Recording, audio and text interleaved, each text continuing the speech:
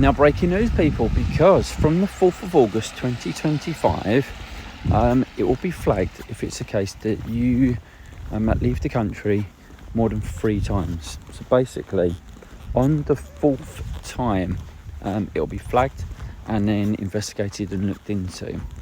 Now, the reason for this is to basically try and cut down on, one, sort of how fair it is that people are actually going in and out of the country, tax reasons, benefit fraud.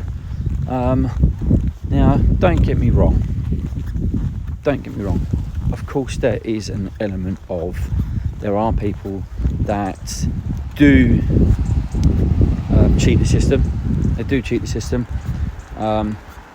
and yep, if you are just going in and out naturally, what reasons are they for? What are they? But you have then got the side of, if you are in a fortunate position to be able to take you and your family away on a holiday abroad more than 3 times a year, that's now meaning that we're going to be penalised. And that, for a lot of people, I know isn't going to sit well.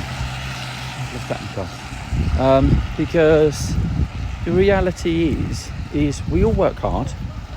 We all pay in the system, and this is just the UK. This is no one else at all.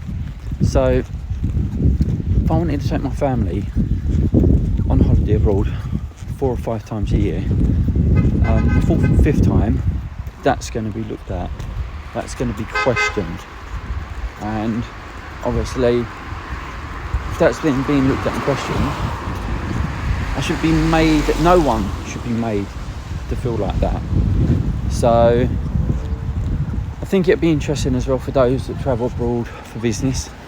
I would like to think there's an element of, when you're booking, you normally put down if it's business or pleasure.